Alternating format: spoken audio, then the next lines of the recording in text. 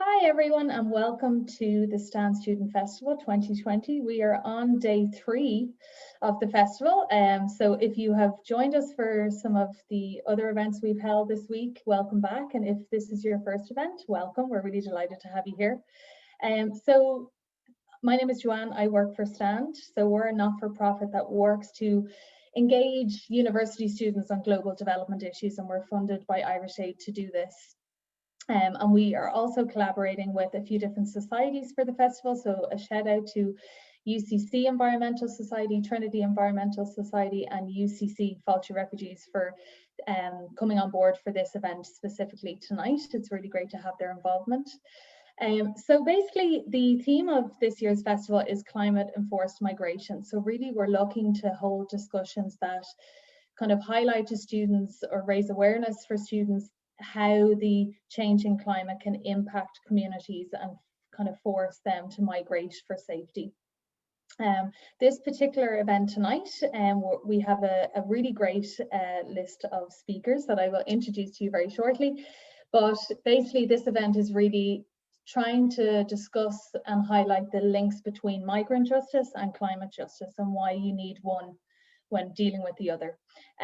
So unfortunately, we did have C. O'Connor from Friday for Future Ireland, who was due to moderate the session tonight, but unfortunately she became ill last minute. So I'm just kind of stepping in, so forgive me, this was quite last minute. So hopefully everything will go okay, but we will have time for kind of Q&A at the end, so feel free to put questions in the chat box throughout our discussion and we'll kind of come to them towards the end. So kind of to kind of get started actually, what I might do is just kind of do a little whip around and everyone can kind of very quickly introduce themselves, but maybe 30 seconds to a minute, just in terms of who you are and kind of where you're coming from and what your work around kind of climate or migrant activism is. So Noga, we might start with you, if that's okay. Oh, sorry, I think you're muted there. Yeah, there we go.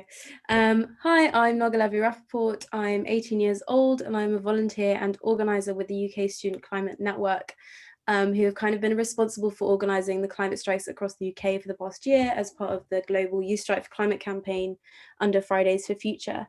So we organised the global climate strike in September, of course, amongst other campaigns and rallies and events. And we're campaigning kind of to not just decolonize and reshape the education system to accommodate for the political and environmental ramifications of the climate crisis, but also to enfranchise and empower young people.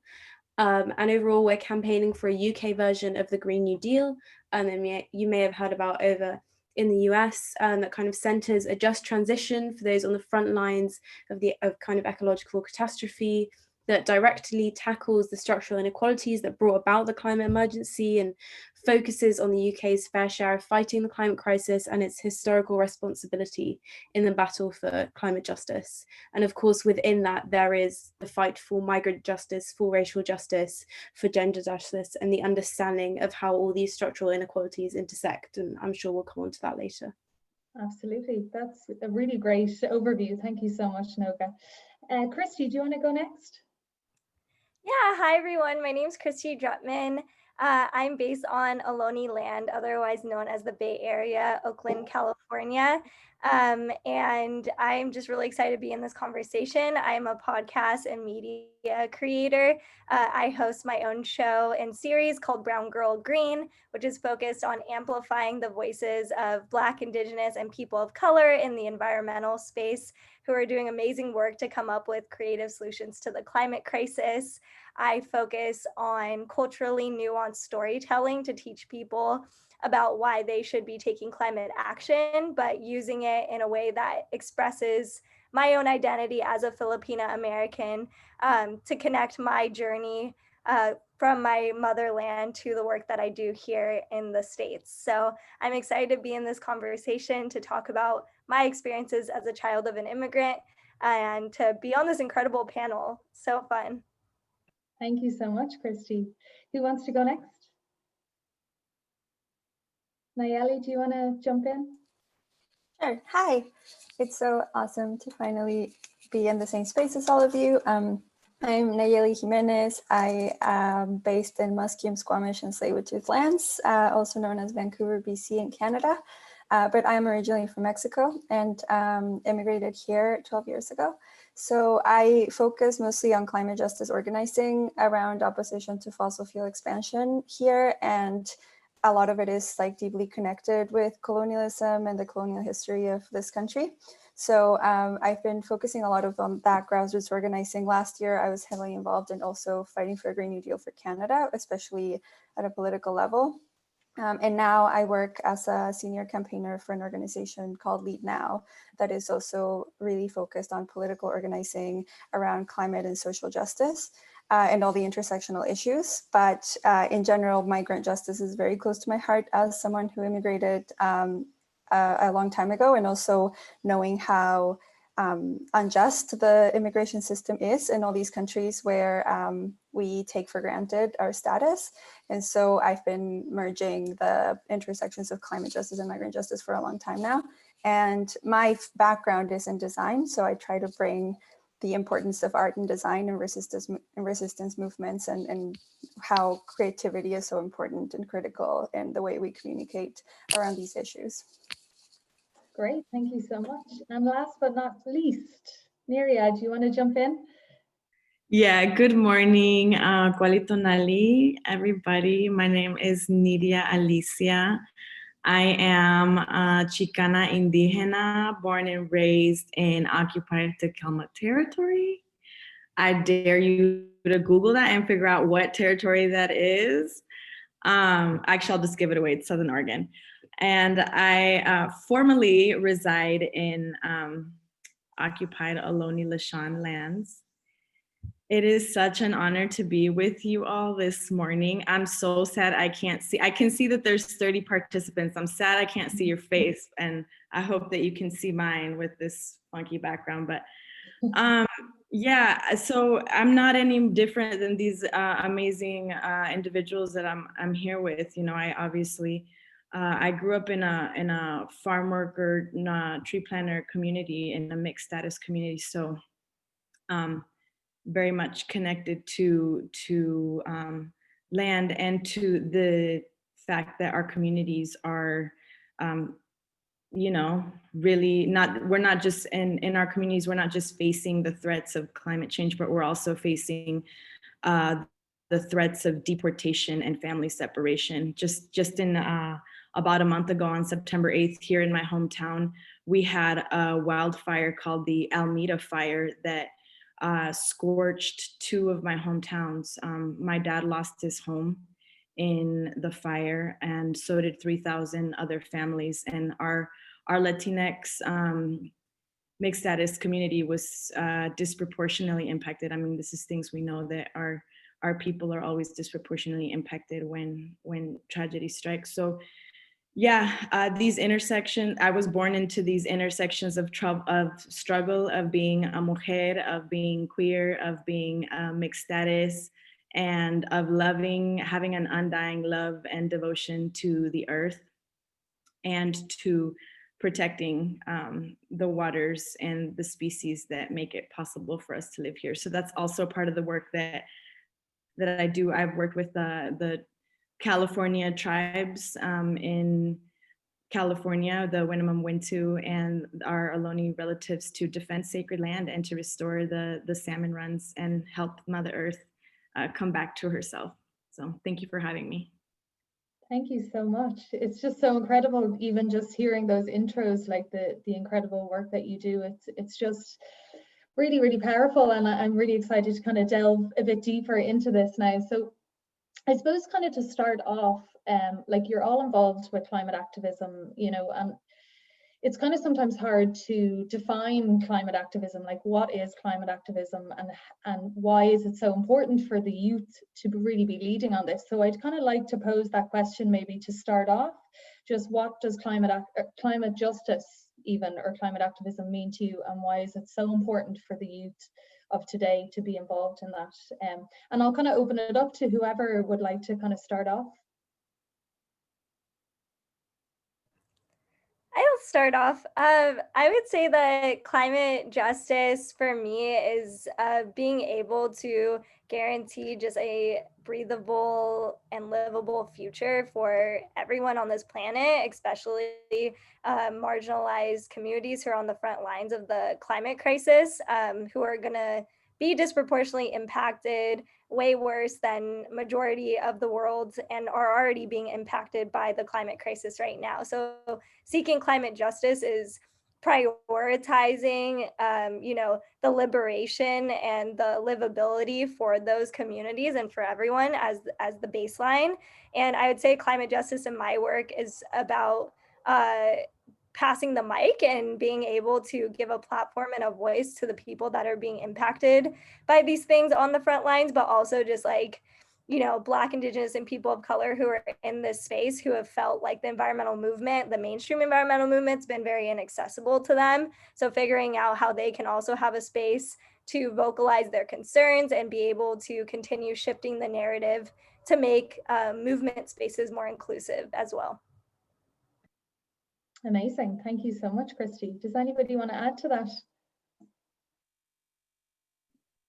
I think when we're talking about climate activism, there's such a huge conversation to be had, but the first step is kind of recognizing that at its root, the climate crisis is just a great injustice. It's a war that's waged against the most vulnerable of us, that the richest can continue to line their pockets. But kind of the truth about the fossil fuel industry, from their very neocolonialist techniques to the exploitation of people in politics, kind of in this search for eternal profit, has stayed hidden for a really long time. And I think we're still only scraping the surface of public awareness. And that is, I think it's so hard to think about, because it's like there's so much that we want to do as activists. Like there's so much that we have to do. And the first half is just kind of making people aware. And then the second half is like the total rebalancing of power that we haven't been able to do for decades and for centuries in many cases.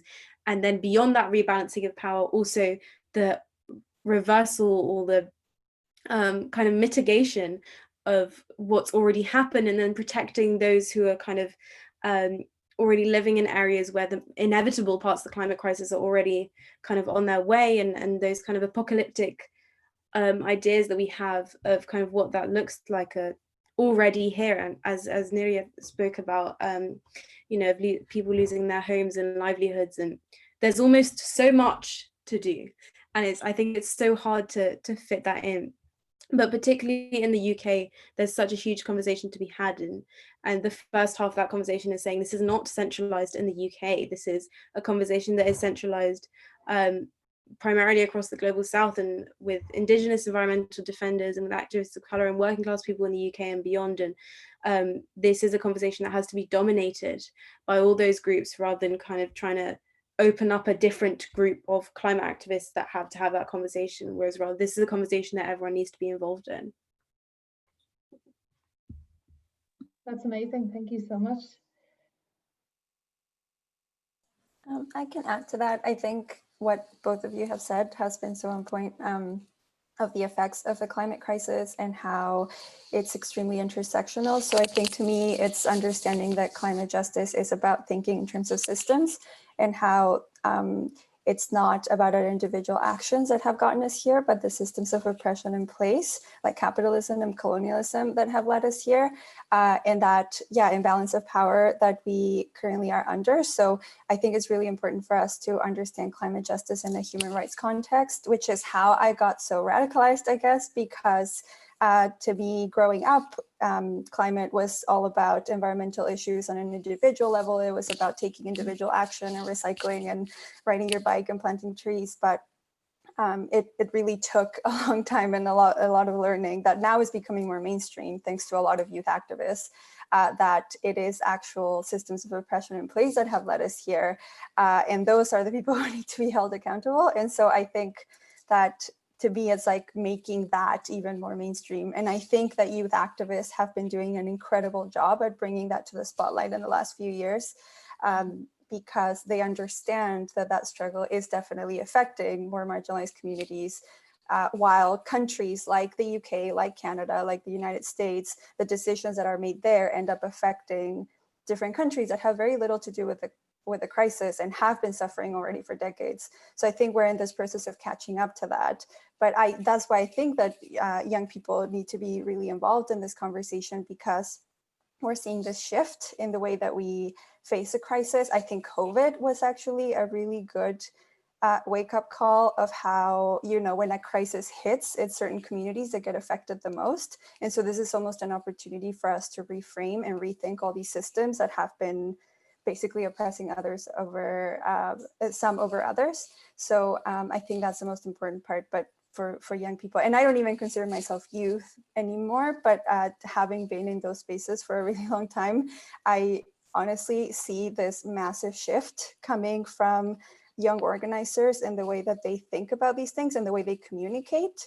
So I'm just really excited to see that, and hope that people understand that to be part of a climate justice movement is not about being experts in the issue. I think it used to be, as a very white-led, male-dominated movement, you know, you have to have a certain background or education to join and be part of it. Whereas I cannot emphasize this enough. We need all skills as part of the movement. We need creative people. We need people who are more rational, who are more practical. We need literally every skill. So I'm just really excited that young people are really catching up to that notion of what the climate justice movement needs. Absolutely. I think that's so important, actually, what you said there, and Nayeli, just around, you don't need to be an expert, you know, anybody can kind of get involved and really step up and do their part. And I think it's so important to be able to empower people to do that, actually. So thank you so much. And Neria, do you want to add anything just around like what climate justice means to you, or why it's so important for you to be involved? Yeah, thank you so much. This is Nidia speaking. Yeah, I mean, I think to me, climate justice is recognizing that we are all one climate disaster away from becoming climate refugees ourselves. I think climate justice is recognizing that we are all on the same boat. And if you strike a match on some gasoline in the boat and the boat starts to burn down, you're gonna go down with us. And the problem is that a lot of the people who are making these decisions to strike matches on gasoline in our boat are the older generations who've already lived their best life, baby boomers, and our younger generations are still trying to get to the other side. You know, like we got the baby boomers who are hopping on those refs and they're like, we good, we got ours, like, and they're leaving us on this burning boat. So I full-heartedly believe that every single young person that is alive right now and all of the babies who are coming, that we have been sent here by Creator and by our ancestors to right the wrongs and to save this, to save ourselves, really, because Mother Earth doesn't need any saving. Like, she's been through it all. Really, we need to save our own humanity as a collective in order to be able to remember what it means to be a decent human being and like what our purpose was on this earth. We have a lot of creation stories, and we have even science, you know, like if you're a scientist, whatever, if you believe in whatever you believe, humans were one of the last species to be put on this earth. So what does that mean to us? That means we need to walk with a lot of humility and reverence to every other living form that has been here before us, because it is a privilege for us to be able to share this earth with all the other living forms who know how to get along. They ain't lighting fires on Mother Earth. They ain't destroying her. They recognize that if they pollute the rivers, they're gonna die too. And like, as humans, we need to recognize that too. We need to look at the animals and take instructions from them and see how can we be humans in a good way. So that's what climate justice means to me. And to all the youth who are here, like, it is no coincidence that you are born in these times. You were born for these times. And yeah, we just have to be involved and move, we have to tend to our grief, because this is a really, I don't think any other generation has had to deal with being born, recognizing that you're being born on a dying planet, not a dying planet, but a planet that is being destroyed. So yeah. Thank you. That was so powerful. Honestly, I could listen to you speak all night. That was really great. Thank you so much. But kind of to move a bit more into that, I suppose, and to get kind of into the meaty part of it here. A lot of you mentioned kind of when you were introducing yourself and when you were talking about what climate justice means to you, the kind of intersectional issues that play a part in climate activism and climate justice. And that's kind of really what I want to zone in on, I suppose, during this conversation. So issues around migrant justice and poverty and race and indigenous rights and all those things that kind of come into play when we're talking about climate justice, and specifically around the migrant rights, but feel free to dip in about the other kind of intersectional issues as well. But how does migrant justice interlink with climate justice? And I'm asking it very kind of bluntly, just for people who are maybe on the call who are quite new to this kind of topic, how do they interconnect? So I'll open it back out. So Neri, I see your hand up. Do you want to jump in there? Yes, I'm ready to just hop into this, because 4 years ago when I went to my first COP, my first UN climate talks, I was so disappointed that I didn't feel like we could talk about immigration issues in a room of climate justice activists. That was not at all the topic. And as some of you who may remember, that's when the elections were between Miss Clinton and he who shall not be named. So I was very disappointed to hear about just in conversation about how people didn't see immigration as an important issue to address, and that was even related to climate change. Like, no, we can't take a stand on immigration issues because we're here to talk about climate justice. And like I said before, we're all one climate disaster away from being climate refugees ourselves.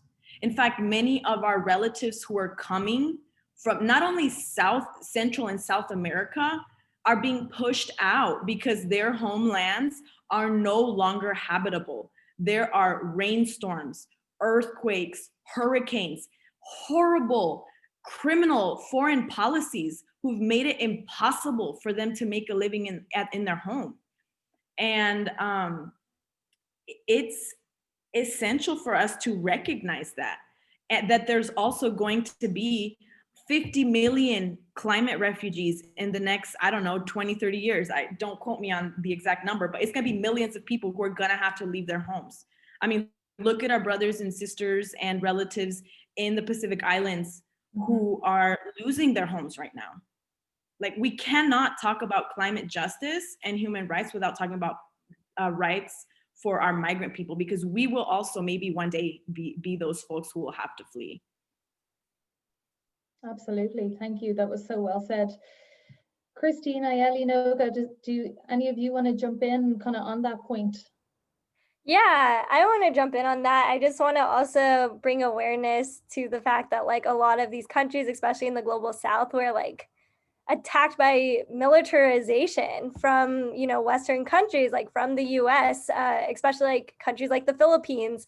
There's a lot of militarization that ended up making these countries in like the impoverished state that they are today. And I think a lot of people like to say, oh, well, these countries are like the third world, or like they're disenfranchised, and like that's their government's corruption on why those things are happening.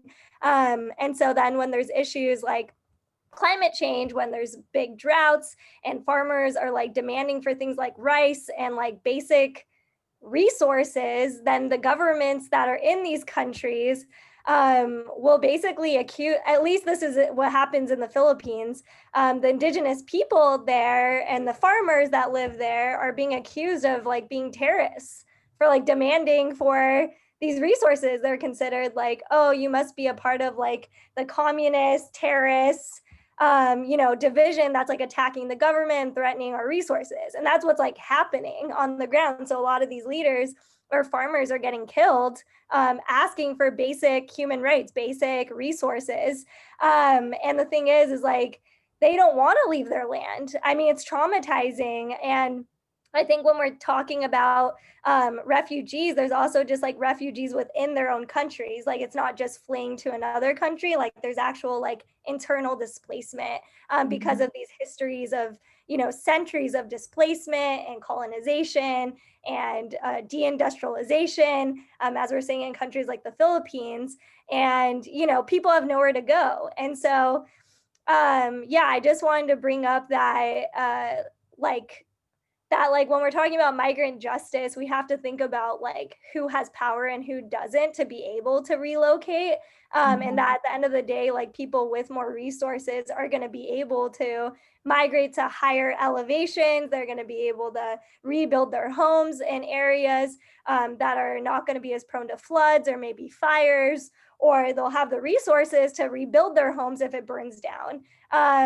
And so I just want to say that like when we're talking about migrant justice in this conversation, we have to talk about like who is having like the agency to stand up against this. And most of the time, these, impoverished like immigrants like can't do that in other countries or even in their own countries. Absolutely. Thank you so much, Christy. That was really, really great.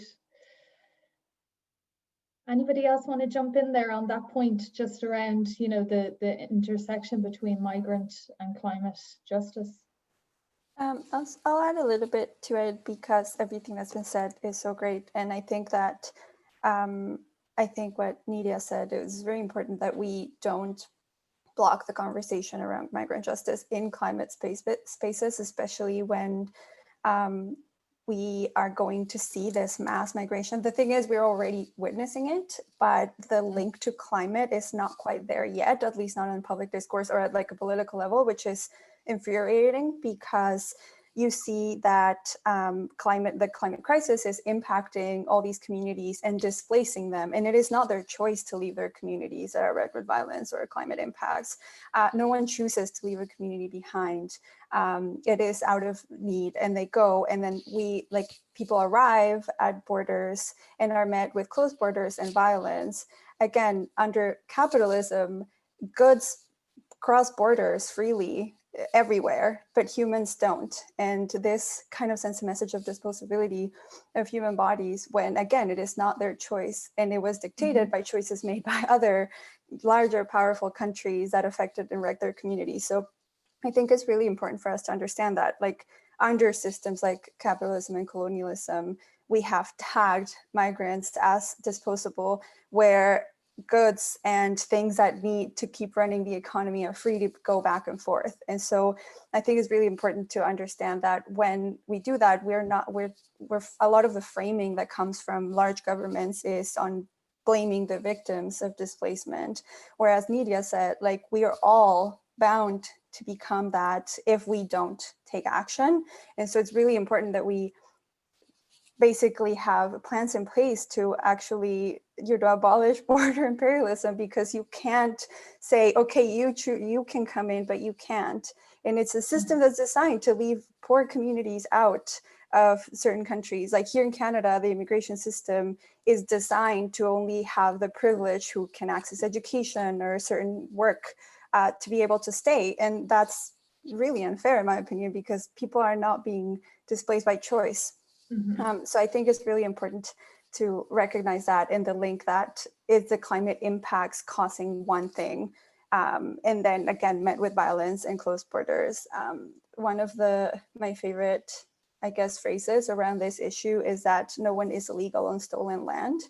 A lot of countries that have these really strict border rules or immigration systems are stolen land from indigenous peoples, and yet we do not allow humans to move freely throughout the land. So I think that's something that we have to, again, when we make these big connections about climate justice and how intersectional issues of race, gender, all the intersectional things, we have to remember that a lot of us live on stolen land, and that we cannot dictate that people can move freely from one place to another. So I think that's a really important connection, and we cannot shy away from keep talking about migrant rights when we're talking about climate, because they're deeply interconnected. And I think Nidia, I think also mentioned this. I think I read that it was by like a UN report that it could be up to 1 billion people displaced by climate by 2050. And it's happening now. Again, we are bound to get hit by different crises, not just the climate crisis. This year has been a perfect example of it. And so again, we are talking about the problem, but then we are creating another one by not allowing people to actually move freely and, you know, find a new community. So I think that's why it's so important to add to all the amazing things everyone said. Amazing, thank you. I really agree with your points there, Nayeli, and I think you kind of just, something stood out to me there just around, you know, those closed borders, and even in Canada, only the privileged can actually, you know, relocate. It's usually the poorer communities that are actually facing that are at the forefront of climate change right now, and so there's that kind of extra barrier there for them as well. So thank you so much. And Noga, do you want to add anything to that? Sorry.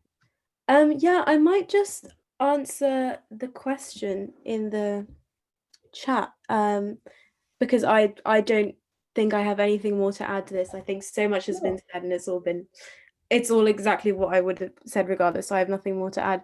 But there's a question here, which is, do you think that migrants and refugees themselves actually acknowledge the correlation between climate disasters and their forced migration? Or do you feel like they're unaware the lack of conversation and action surrounding climate justice has detrimental impact on their living conditions? And I think the reason I really wanted to kind of hone in on this question, not let it slip under the radar, is that one of the biggest issues, and I touched on this around border imperialism, is just the dehumanization of migrants and refugees. So many of us, almost all of us on this panel, migrated from somewhere. I migrated as a child to the UK. Nili and Kirsty both talked about their migration experiences. There is not this like other that are refugees and migrants. This is not a thing. We don't come and then learn. We as migrants and as refugees have led most of the conversations around social justice, as have the most vulnerable groups of all time, have always been on the front lines of every single social crisis.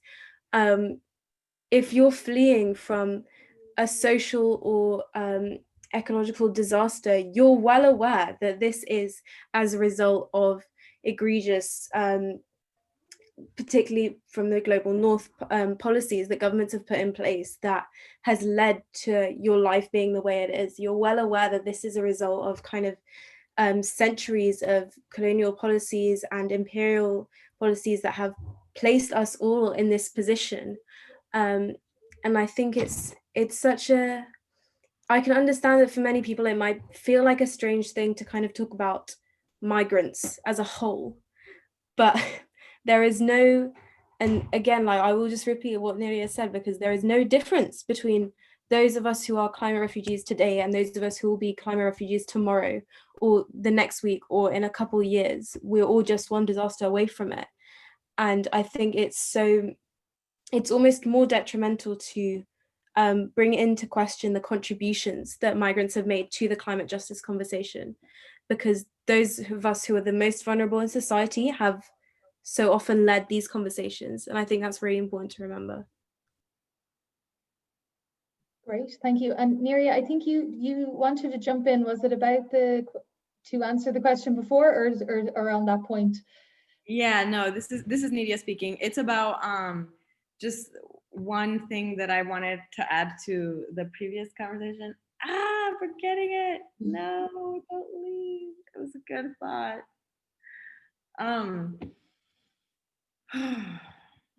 It might come back to you. It will probably come back to you when we're right in the middle of something else. So feel free to jump. No, it came back. Okay.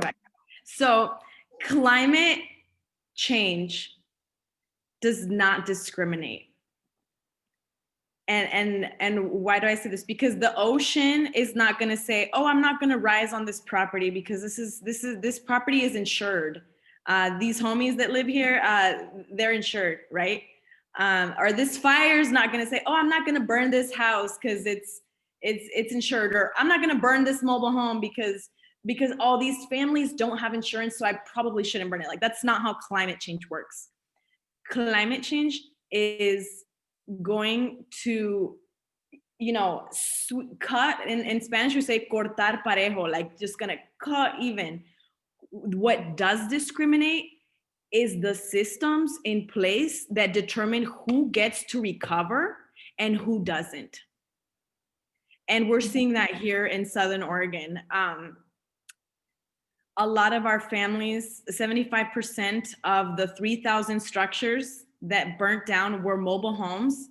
That's where we have our disabled community, our veteran community, our poor white working class community, and between 70 to 90% of our Latinx community. Farm worker, wildland firefighter, Northwest tree planting community.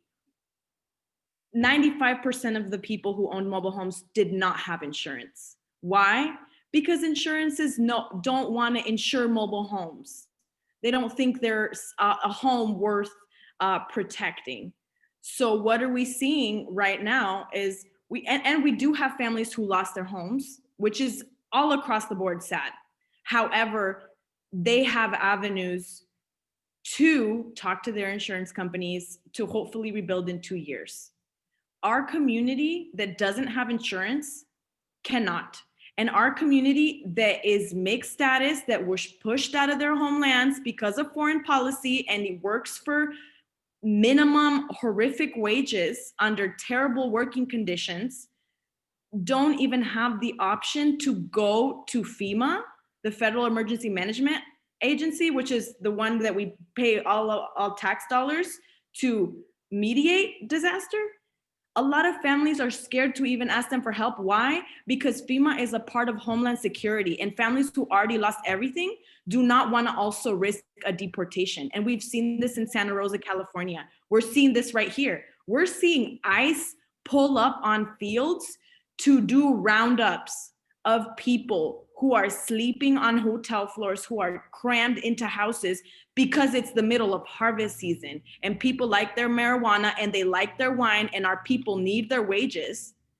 So a lot of families can't afford to leave. And that's the other thing, is like, when disaster strikes, who gets to leave? And how can we, who do have political power to vote in the next 2 weeks and to influence policy, how can we push for policies that we will be proud of and that will benefit us the day that we become impacted by these things? That's all I have to say. That's amazing. Thank you so much. Thank you for remembering that point, because that was really, really powerful. And actually to kind of just zone in on something I'm hearing, actually a few of you mentioned just around kind of government policies, and Neri, you mentioned like not being able to speak about immigration at climate talks in the UN and things like that. So do you feel that climate policies do not take into account those who are at the forefront of climate change and those migrant communities who are most impacted by this?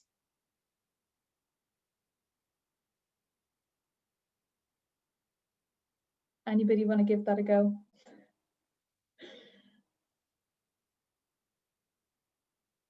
I just got done talking for like 5 minutes. I'm not gonna go first.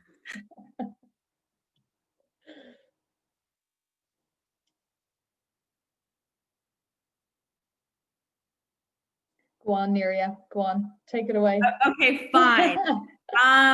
So I'm sorry. I get really like worked up by this topic. But I mean, this year at COP25, we took an Indigenous youth delegation to the UN climate talks. And every single year, it's the same old song. and I love the song because I get to sing it with all of my climate justice global community. Shouts out, I love you all, I miss you all. Oh, we don't have COP this year. But it's the same old song. We're always saying, why are polluters the main sponsors of the UN climate talks? What interests do they have? Why are they dominating this conversation when they are not the communities that are most impacted? Why is civil society, sorry, I have more questions than I have answers. Why is civil society given a few mics? Well, like the governments that are slow and dragging their feet on climate justice policies and initiatives, and I'll say that across the board, because we're doing a horrible job. And I don't want to include myself actually, because I think the government is doing a terrible job. And they get all the airtime in those on the floor where decisions are being made.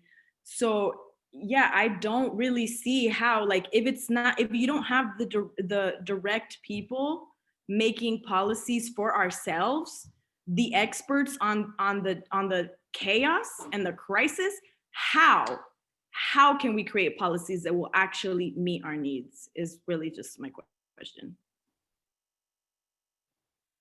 I think a lot of policy is like inherently racist as well, because we have leaders, world leaders, besides the polluters, which is also, yeah, mind-blowing to me that, you know, people like Shell can go and, you know, sponsor and have a seat at climate talks, like what the hell. But I think it's just also like world leaders who are renowned for climate action, whereas back home, Justin Trudeau is buying pipelines with federal tax money, and have that stage to say, oh, we're building all this climate policy while displacing Indigenous communities from their land. So yeah, inherently, I don't think climate policy is doing nearly enough, because the people affected the most are not being represented in those spaces at all. And it is grassroots organizing that has actually gotten us somewhere, you know, in community care, that has actually gotten us somewhere to address these things, and not those big policy stages where people go and talk all the nice words, but then you don't actually do anything about it. If anything, they are more harmful than anything, because they get to hide themselves behind all this greenwashing. And so I don't think that absolutely you're doing enough. Some places are better than others, but I've even heard of people attending places like COP where all these smaller, like Pacific Island nations, or the places that are affected the most, don't have enough of a platform or a say, even at a government level. So how can we expect climate policy across the board to be fair and just when we don't even give the people affected the most a chance to say what is needed? It's all because of, you know, economic interest and profit. And yeah, I think that's like one of the most important things to understand, that it also doesn't all hang in policy. Like we're fighting here for the long term, but it doesn't just hang in policy. We have to basically think about how we need to build solutions at community level, because we can't just expect and wait around for governments to act together. I think we have to keep fighting for that too on a political front. We have to keep voting, we have to keep showing up and holding people accountable, but that is definitely not enough. And so supporting community-led initiatives is, I think, what should be our priority. So I think that's definitely one of those things that I'm like, oh, climate policy is where it gets tricky, because who is making those decisions? Who is writing that policy? Absolutely. It kind of comes down to the unequal power dynamic as well, you know, and the conversation is very much, or the dialogue is really dictated by Western traditions, and, you know, and kind of what is of interest to them. So it's very interesting. Thank you. Noga, did you want to add something there, or sorry?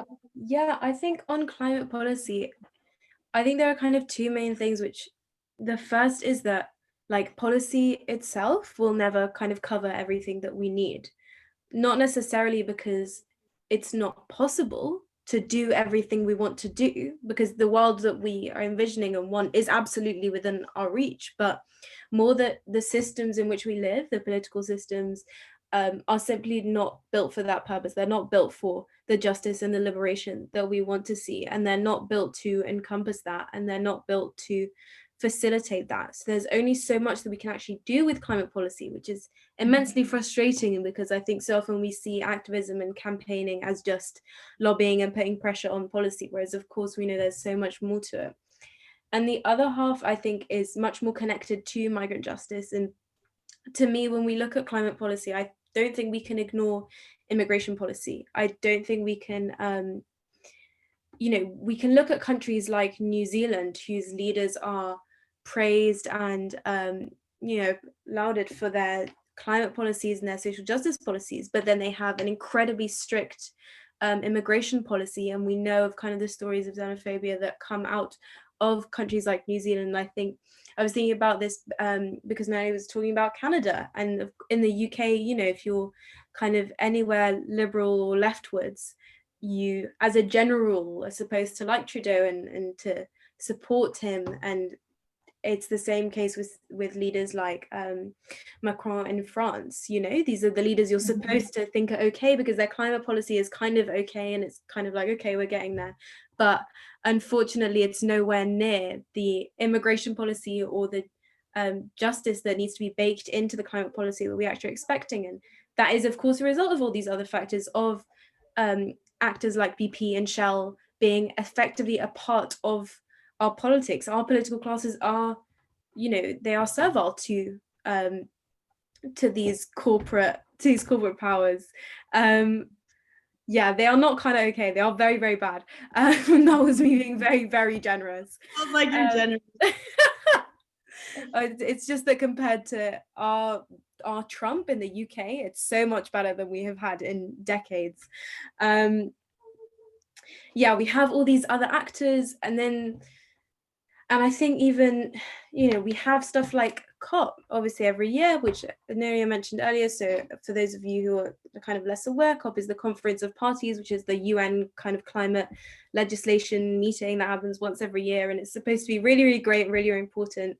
And sometimes stuff does come out of it, but as a general rule, it's not been the most effective. Not because, again, it doesn't have the capacity for it, but because it's not built to include and raise up the voices of those who are most affected. Instead, it raises up sponsors like BP and Shell, who I remember from COP25 basically had their branding everywhere. And it was like, how can we stand up on any of these platforms and blast them for being kind of the cruelest enemy we possibly have, when they are paying for all of this, and that of course was exactly what happened, in that youth activists this year got up and were then immediately forced out by security for trying to say anything that went against kind of the fossil fuel agenda. Climate policy is just such a minefield, and it's part of the reason why I think it's so important to look beyond it and think, in our ideal world, we wouldn't just have this policy, defining everything for us, and that isn't the future that we're envisioning. So why is that all we're relying on in order to get there? Very well said. I can see everyone like, yeah, absolutely. That was very well said. Thank you so much for inputting there. I suppose, actually, just for attendees, please, thank you for those who've kind of put in some questions. And I know we did answer one or two, but please feel free to drop in any questions you have for the panelists, because we'll kind of move on to the Q&A side of things in a few moments. But I suppose it can be very, just from this discussion, actually, I'm finding it really, really inspirational, and I'm feeling really empowered, actually. But at the same time, it can be really disheartening and draining for people involved in the kind of climate migrant justice field. It's definitely a tough thing to be involved in. And I'm just wondering, how do you stay motivated to kind of keep advocating and just keep going, because it can be very, very hard.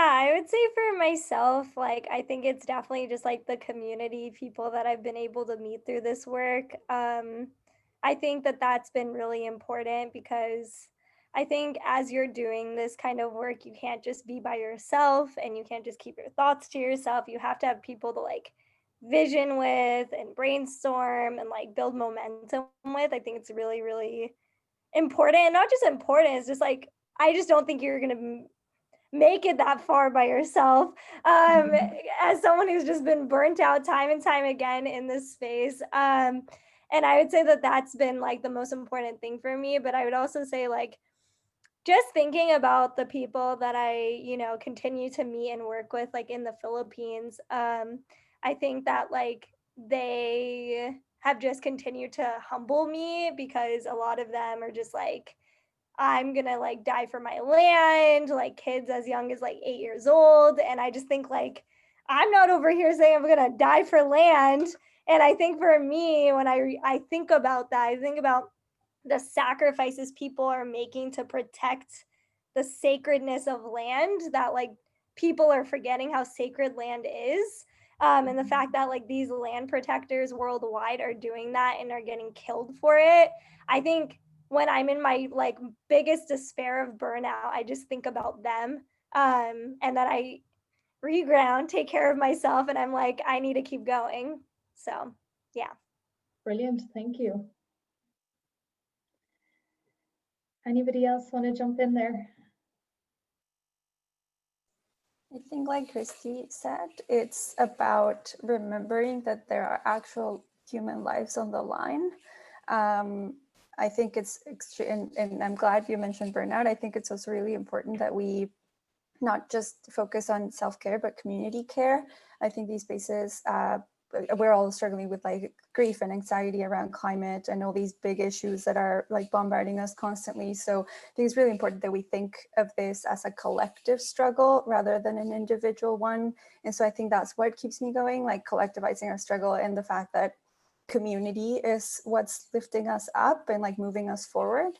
So I would say that like what keeps me motivating is thinking that the consequences of not doing it are actual human lives and, displacement and destroying of communities. So that's what keeps me going. But again, I think we also need to really be focusing on community care, because we need us all healthy and ready to keep fighting, and not, start to lose people to the movement because we need more people to be a part of it. So that's what keeps me going. And definitely like hearing those stories from frontline and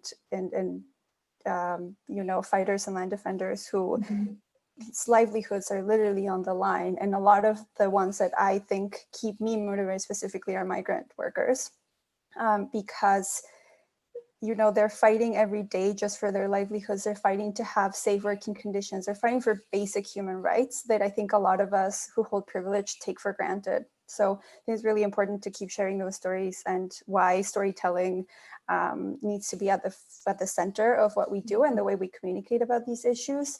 It's not enough to just talk policy. It's not enough to just say, okay, there are these big stages to talk about climate change, but not talk about the stories of the people on the front lines, and not talk about the way that people are affected personally.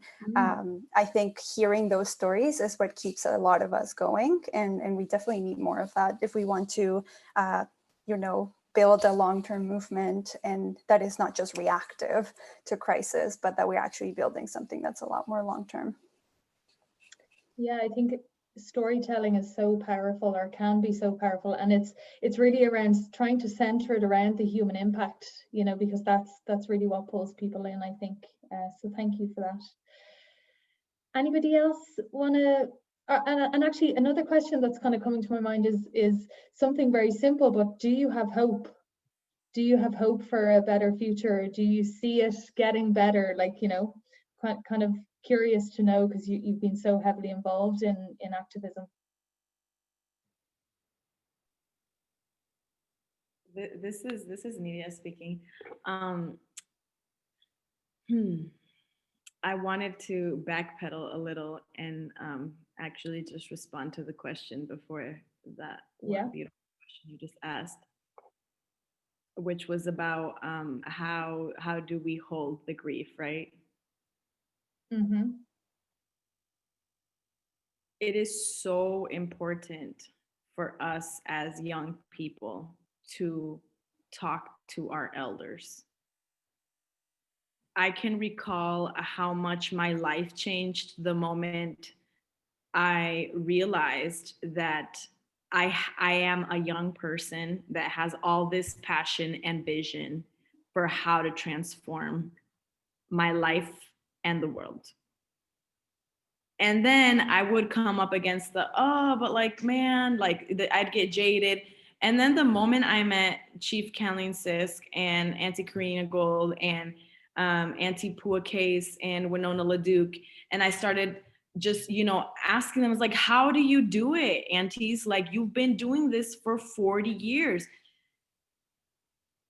That just changed my life, because I realized, like, I cannot get tired if these grandmas are still getting up and believe that we can still do something. Like, I cannot give up. So it's so, and I see so much in our movement that we don't have enough, we don't seek that out enough. And I think that's part of the Western dominant culture, is that we're not taught to value our elders. We're taught to see them as disposable, unproductive creatures that need to just be put in a home, and so we can carry on with our lives. And that is another shift that I think I did in my life that I want to encourage other folks to do, is like, how can we decolonize our own way of being and reconnect to our ancestral practices of resilience, to our culture, to our heritage, to the stories that our grandmothers carry?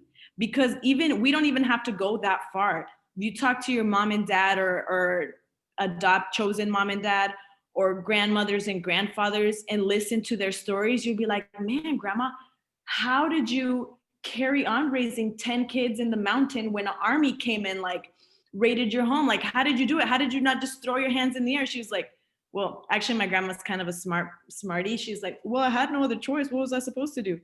And it's kind of like, that's pretty wise too. It's like, what else are we supposed to do but take one step at a time? And I know it gets hard, and this is why it's so important for us to decolonize ourselves and reconnect to our ancestral practices, so that we can find ways to grieve together, to move the sadness through our bodies, to reconnect to the ceremonies that our ancestors carried for us for a long time, and our cultures. Because what we really need, like, we can't enact policy, like, policies are a reflection of the larger culture that makes it okay for someone to say, oh yeah, you're not a citizen, you're a citizen, I'm gonna rip your child from your arms.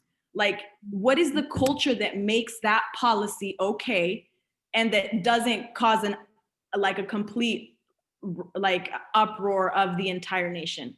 So we have to be critical in terms of asking ourselves, how are we going to shift culture in our movements, in our personal life journeys, so that we can shift and transform the collective culture that makes these policies possible? Amazing, thank you. And Nayeli, I saw you put in the chat to the panelists just around that, the importance of intergenerational movement building, which I think is also just so important, in the sense of it can't be just the youth, it needs to be across the board, so thank you so much for that.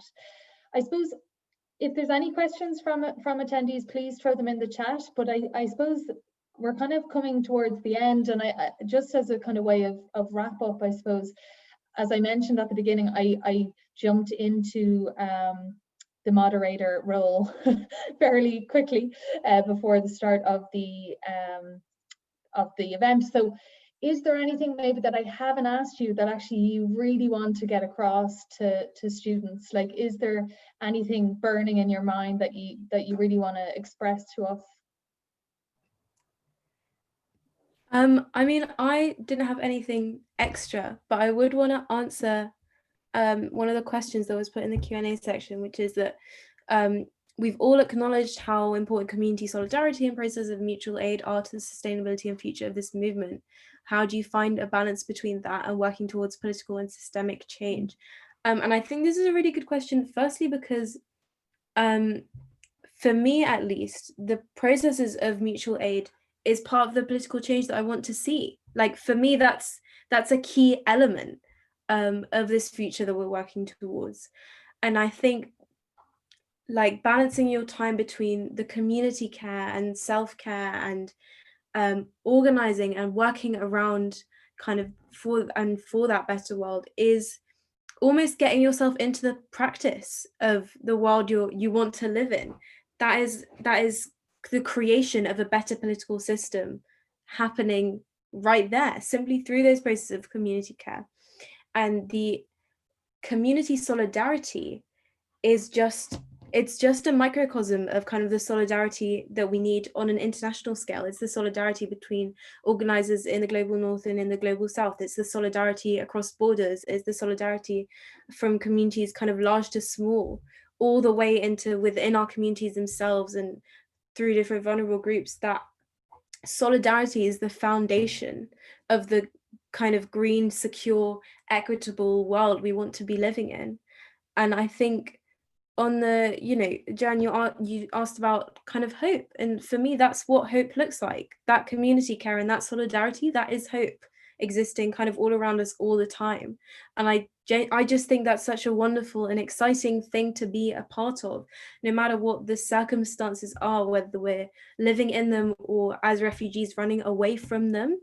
That is what hope looks like, and that's what a better world can look like, and that is something we should all be striving for every day. It's a duty and a responsibility.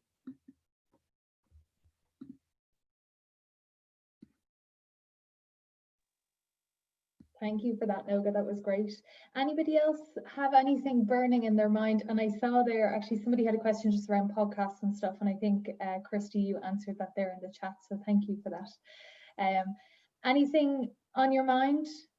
Yeah, I just wanted to say to everyone that, I would say, I really like this last question, actually. This is great. The question is, how do you propose not falling victim? Thank you, this person, so quick. To the subjectivities of different cultural societies and their ideologies. How do you fight back against what we subconsciously accept as socially acceptable or socially normal? And how do you help others do so? I think this is at the core of what my work is, because I feel like most of my life, I felt like I never fit into a particular box or subscribe to a particular ideology. I'm very much focused on being a bridge while still having a stand. It's like a really interesting balance. I think it's about like treating people with respect, dignity, and empathy, to listen and to learn and to question, why do you have the values you have? Why do you operate and navigate the world the way that you do? And what is your intention? And where does that intention come from? And actually mapping that out and understanding who helped create that intention in you. Was that your own voice? Was that your ancestors? Was that your parents? And what are the limiting beliefs that exist with some of those things that have been instilled within you that could actually hold you back from being able to decolonize, to be able to unlearn some of these practices that continue to perpetuate the status quo. And I think that for me, it took a lot of unlearning and going to different environments and different communities and learning from people completely different from me, for me to unlearn those things. Because I grew up in a community, in a space that like is completely opposite to being, decolonizing and to, being an environmental advocate. And it took, for my journey, it took me breaking down how I was going to break out of that, because I never inherently felt fit in. And I think that that's been an amazing journey to allow other people to feel comfortable to share space with me. And I think the way that I've helped others do that is by practicing active and heart-centered listening and learning, and to continue to just show compassion at wherever people are at in their learning journey. So I highly recommend people practice that and to understand where you're coming from first before you like shove your own thoughts and ideologies onto other people. Great, thank you so much. I'm actually seeing, so there is a few questions coming in now actually, so we might take another few minutes, but Ellie has a question there just around, what would you say to someone wanting to get involved and start their activism journey? Like, where do they start if it's a totally new kind of space for them? Does anybody want to take that? Nayeli, you look like you want us to take it. I thought you wanted to take it, so I was like, oh, you should go. I can start it, then you could follow a little bit. But this took me a while to figure out. So my first thing would be start where you are. So like start at a local level where you are and you feel like you can make tangible change or make those tangible connections. Because I think a lot of us are sold this idea of climate activism as it being like, I mean, it is a global issue because we're all like impacted by it, but it doesn't mean that you need to, start internationally or making these bigger connections. Start where you are, because from experience of like 6 years of doing this, it is grassroots local organizing and community building that has the most impact. So I would say start where you are, start connecting with, other people who are like-minded, start connecting with grassroots groups that honestly are always looking for people to join and help. So I think that it is really important to just stand and look around you and where you can start doing those things rather than being overwhelmed by how big and massive all these issues are, because it is extremely overwhelming, especially at the beginning. So just start where you are. And I think that's probably something that I wish I had been told by someone when I started learning about these things. And also know that no matter where you're from, what you look like, what your background, sexuality, gender is, you are welcome in the movement. I also wish someone had said that to me, because I was entering spaces where I was the only person who was not white or who, did not have a certain background. And I constantly try to fight against that, because that's something that took me a while to break through, to be like, yes, I belong here. And if I don't show up, then no one will be representing the voices that I'm trying to represent. So just know that no matter what that is, you should be a part of that, and that you deserve that seat at the table, no matter what that is. So I think that's just like, start where you are, like start with your community, start talking to friends who are interested in this, start thinking about how you can join a climate strike, about how you can, reach out to organizers who are leading all these things wherever you are. So I think that's what I would say, just like start in your community, start with those people close to you. Don't get overwhelmed by how insanely big these issues are. They are, but community will lift you up through that journey. Thank you, Nayeli. I also wish someone would have told me that as well. So I wanted to respond to Abby's question as well as Ellie's, just because Christy had done a good job or just shared something very beautiful. And the only thing I wanted to add to that, to what Abby had asked, is there's this elder who shared with me that like a really simple way to analyze something is to always ask yourself, who benefits from this and who doesn't? And you can ask that anywhere you go. Like, this policy, who does this benefit? And who does this leave out?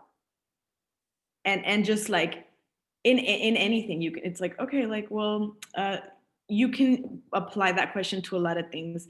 And then through that process of inquiry, you can help other folks who are around you who may not be as like aware of the injustices happening globally, to just begin to inquire within themselves, like, actually, who does this benefit? And then you just give them the questions and they find their own answers if they want them. So I think Terry said that this question had come from the book Pedagogy of the Oppressed by Paulo Freire, which I highly recommend. Is an amazing, amazing, amazing book. And so to Ellie's question of where do you start? I think I wish someone would have also told me is that if I start here, does not mean that I have to stay here for the rest of my life. Because I think it's like, oh, I don't know what to do. And then we let ourselves get frozen because we feel like we have to get married, or like we're going to marry the issue that we're going to take on. And we're like, oh, well, I don't know if I should do like economic justice or like housing justice, or like, I just can't decide. we don't have to get married to the issues. And chances are that when you are, well, for me, I am a woman of color, indigenous, migrant, queer, left-handed, like left-handed, I'm a multiple, like my life exists in a freaking intersection. So I will have to be at the table for all of these issues. Housing crisis, economic crisis, climate crisis, the immigration crisis, the rate, everything. So don't get so paralyzed by feeling like you have to simplify your complicated and multifaceted existence into one issue, because we don't exist in a vacuum. We're not just impacted by sexism. We're also impacted by a lot of things.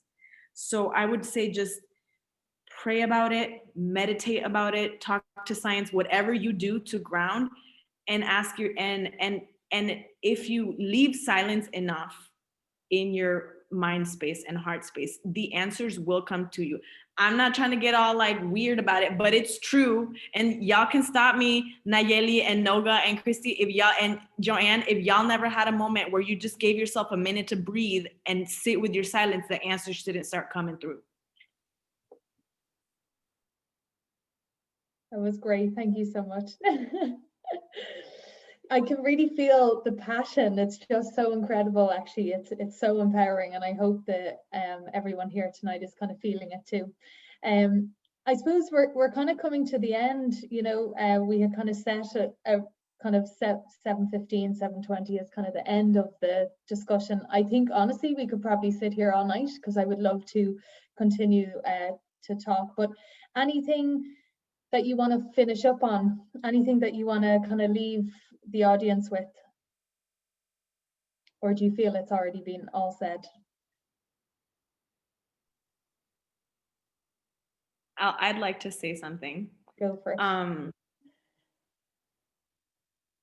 I think the only thing that we can do wrong as a generation is to not do anything. So literally, if you, and I also would say that in a dying world, the most radical thing we can do is become alive.